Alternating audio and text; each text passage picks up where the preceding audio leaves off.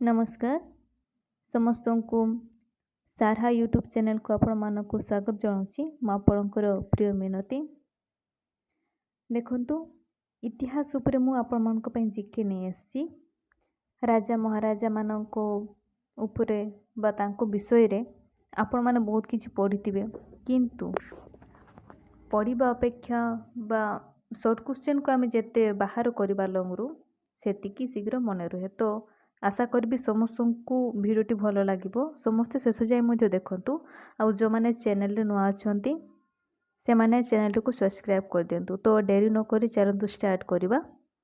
एक नंबर अच्छी क्यों मसीहा ठारू कटक ओडिशार राजधानी हेबार सौभाग्य लाभ कला है। आपण मैंने जानिथिबे वर्तमान आम राजधानी कौन भुवनेश्वर अच्छी है। तो भुवनेश्वर पूर्वर आमर राजधानी कटक रे थिला है। कटक को आम राजधानी बोली कहूलु किंतु एबे हो जाइए भुवनेश्वर। तो सेटा पचार सी कटक ओडिशार राजधानी हेबार सौभाग्य लाभ केबे कला बोली पचार है क्यों मसीह। ऑप्शन ए 1830 ख्रीष्टाब्द, ऑप्शन बी 1135 ख्रीष्टाब्द, ऑप्शन सी 1140 ख्रीष्टाब्द, ऑप्शन डी 1145 ख्रीष्टाब्द है। यार सठिक उत्तर कौन हम ना ऑप्शन बी 1135 ख्रीष्टाब्द है।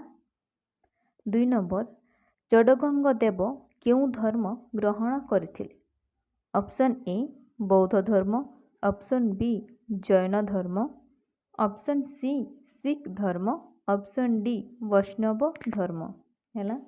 यार सठिक उत्तर कौन हम ना यार सठिक उत्तर हम ऑप्शन डी वैष्णव धर्म।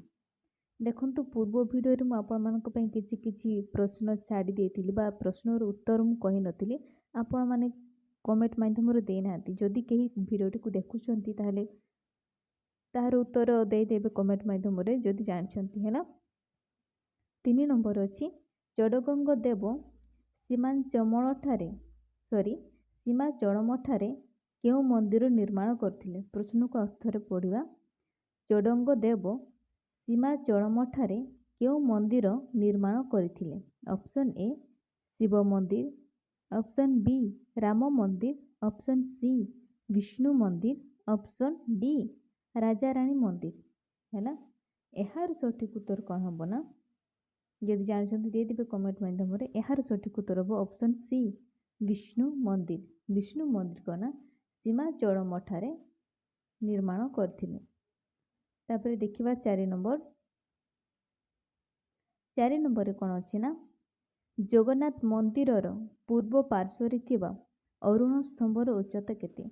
आपण माने जदि केबे पुरी जाइछंती देखिथिबे हैला पूर्व पार्श्वरे थिबा अरुण स्तंभर उच्चता केते से पचारछि हैला। Option A 10 metre, option B 12 metre, option C 13 metre, option D 14 metre. यार सठिक उत्तर कौन हम ना ऑप्शन बी 12 मीटर है।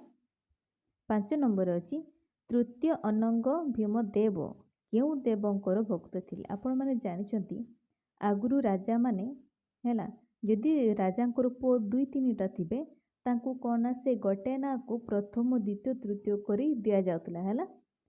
तो से कौच तृतीय जी अनंग भीमदेव थिले से क्यों देवतांकर भक्त थिले। Option A Shiva Parvati, option B Jagannath, option C Shiva और विष्णु, ऑप्शन डी रामचंद्र है। यार सठिक उत्तर कौन हम ना ऑप्शन सी शिव विष्णुकर से भक्त थिले। तापर 6 नंबर अच्छी साहित्य दर्पणर रचयिता किए।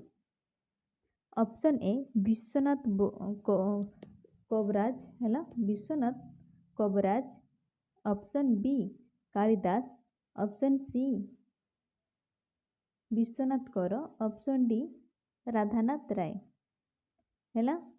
यार जदि सठिक उत्तर कहीं जानिछंती ताहले आपण माने कमेंट माध्यम रे दे पारिबे हैला। यार सठिक उत्तर कौन हम ना सॉरी कविराज हो विश्वनाथ कविराज है हर्षिकार। यार सठिक उत्तर कौन हम ना ऑप्शन ए विश्वनाथ कविराज है। तापर 6 नंबर 7 नंबर देखिबा। 7 ନମ୍ବରରେ କ'ଣ ଅଛି ନା କେଉଁ ଖ୍ରୀଷ୍ଟାବ୍ଦରେ ନରସିଂହ ଦେବଙ୍କର ମୃତ୍ୟୁ ହୋଇଥିଲା? Option A 1250, option B 1253, option C 1260, option D 1264 ହେଲା। ଏହାର ସଠିକ୍ ଉତ୍ତର କ'ଣ ହେବ ନା ଅପସନ୍ ଡି 1264ରେ। 8 ନମ୍ବର କୋଣାର୍କ ମନ୍ଦିରଟି ଦେଖିବାକୁ କିପରି? ଆପଣମାନେ ଯାଇଥିବେ କୋଣାର୍କ ମନ୍ଦିର, ତାର ରଙ୍ଗ କ'ଣ କଳା। ସେ କହୁଛି ସେଇ ମନ୍ଦିର ଦେଖିବାକୁ କିପରି? ଅପସନ୍ ଏ ରଥ ପରି, ଅପସନ୍ ବି ସୂର୍ଯ୍ୟ ପରି, ଅପସନ୍ ସି ଉଡ଼ନ୍ତା ପକ୍ଷୀ ପରି, ଅପସନ୍ ଡି ସୂର୍ଯ୍ୟଙ୍କର ଏକ ଚଳନ୍ତା ରଥ ପରି ହେଲା। ତ ଏହାର ସଠିକ୍ ଉତ୍ତର କ'ଣ ହେବ ନା ଅପସନ୍ ଡି ସୂର୍ଯ୍ୟଙ୍କର ଏକ ଚଳନ୍ତା ରଥ ପରି ହେଲା। 9 ନମ୍ବରରେ ଗଙ୍ଗବଂଶର ଶେଷ ରାଜା କିଏ? ଗଙ୍ଗବଂଶର ଶେଷ ରାଜା କିଏ ଥିଲେ ବୋଲି ପଚାରୁଛି। ଅପସନ୍ ଏ ଚତୁର୍ଥ ଭାନୁଦେବ, ଅପସନ୍ ବି ପ୍ରଥମ ଭାନୁଦେବ, ଅପସନ୍ ସି ନରସିଂହ ଦେବ, ତାପରେ ଅପସନ୍ ଡିରେ କ'ଣ ଦିଆଯାଇଛି ନା ଅନଙ୍ଗ ଭୀମ ଦେବ। ଏହାର ସଠିକ୍ ଉତ୍ତର କ'ଣ ହେବ ନା ଯଦି ଜାଣିଛନ୍ତି କମେଣ୍ଟ ମାଧ୍ୟମରେ ଦେଇପାରିବେ। ଆଉ ଯଦି ଭିଡ଼ିଓଟିକୁ ଦେଖୁଛନ୍ତି ତାହେଲେ ଲାଇକ୍ ସେୟାର କମେଣ୍ଟ ନିହାତି କରନ୍ତୁ ହେଲା। ଏହାର ସଠିକ୍ ଉତ୍ତର ହେବ ଅପସନ୍ ଏ ଚତୁର୍ଥ ଭାନୁଦେବ। ତାପରେ 10 ନମ୍ବରରେ ଦେଖିବା। 10 ନମ୍ବରରେ ଅଛି କପିଳେନ୍ଦ୍ର ଦେବ କେଉଁ ନଦୀ କୂଳରେ ମୃତ୍ୟୁବରଣ କରିଥିଲେ? ଅପସନ୍ ଏ ଗଙ୍ଗା ନଦୀ, ଅପସନ୍ ବି ଯମୁନା ନଦୀ, ଅପସନ୍ ସି କାବେରୀ ନଦୀ, ଅପସନ୍ ଡି କୃଷ୍ଣା ନଦୀ। ଏହାର ସଠିକ୍ ଉତ୍ତର କ'ଣ ହେବ ନା କେଉଁ ନଦୀ କୂଳରେ ହେବ? ଅପସନ୍ ଡି କୃଷ୍ଣା ନଦୀ କୂଳରେ କପିଳେନ୍ଦ୍ର ଦେବ ମୃତ୍ୟୁବରଣ କରିଥିଲେ। 11 ନମ୍ବରରେ ଅଛି ପୁରୁଷୋତ୍ତମ ଦେବ କେତୋଟି ବ୍ରାହ୍ମଣ ଶାସନ ସ୍ଥାପନ କରିଥିଲେ?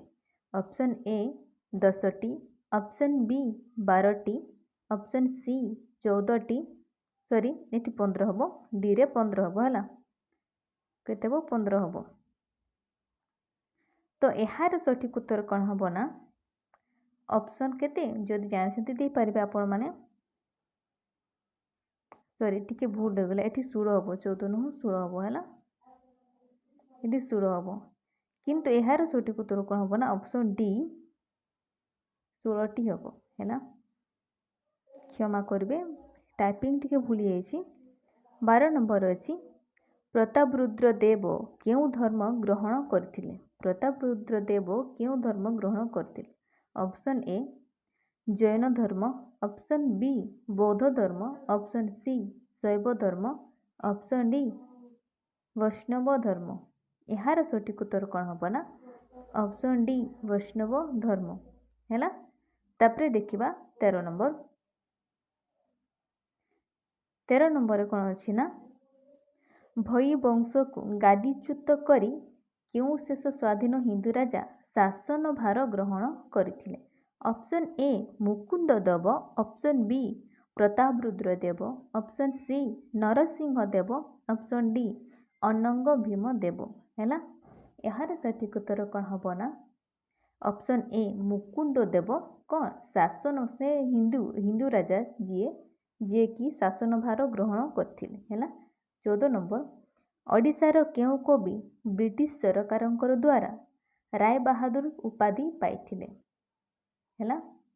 Option A Radhanath Ray, option B Madhusudan Rao, option C Madhusudan Das, option D Fakir Mohan Senapati ହେଲା। ଏହାର ସଠିକ୍ ଉତ୍ତର କ'ଣ ହେବ ନା ଏହାର ସଠିକ୍ ଉତ୍ତର ହେବ ଯଦି ଜାଣିଛନ୍ତି ତାହେଲେ କମେଣ୍ଟ ମାଧ୍ୟମରେ ଦିଅନ୍ତୁ, କିନ୍ତୁ ଏହାର ସଠିକ୍ ଉତ୍ତର ମୁଁ ଆପଣମାନଙ୍କୁ କହିବିନି। ଯଦି ଜାଣିଛନ୍ତି ତାହେଲେ କମେଣ୍ଟ ମାଧ୍ୟମରେ ଜଣାନ୍ତୁ ଏହାର ଉତ୍ତର ହେଲା। ଆଶା କରିବି ଭିଡ଼ିଓଟି ଆପଣମାନଙ୍କୁ ଭଲ ଲାଗିଥିବ। ଯଦି ଭିଡ଼ିଓଟି ଭଲ ଲାଗିଥାଏ ତାହେଲେ ଲାଇକ୍ ସେୟାର କମେଣ୍ଟ ନିହାତି କରିବେ। ଯଦି କିଛି ଭିଡ଼ିଓରେ ଭୁଲ ରହିଯାଇଥାଏ ତାହେଲେ କମେଣ୍ଟ ମାଧ୍ୟମରେ ଜଣାଇବେ ହେଲା। ତ ଯଦି ଚ୍ୟାନେଲକୁ ନୂଆ ଅଛନ୍ତି ତାହେଲେ ସବସ୍କ୍ରାଇବ୍ କରିଦିଅନ୍ତୁ। ଆଜିର ଭିଡ଼ିଓକୁ ମୁଁ ଏଇଠି ଶେଷ କରୁଛି। ଧନ୍ୟବାଦ।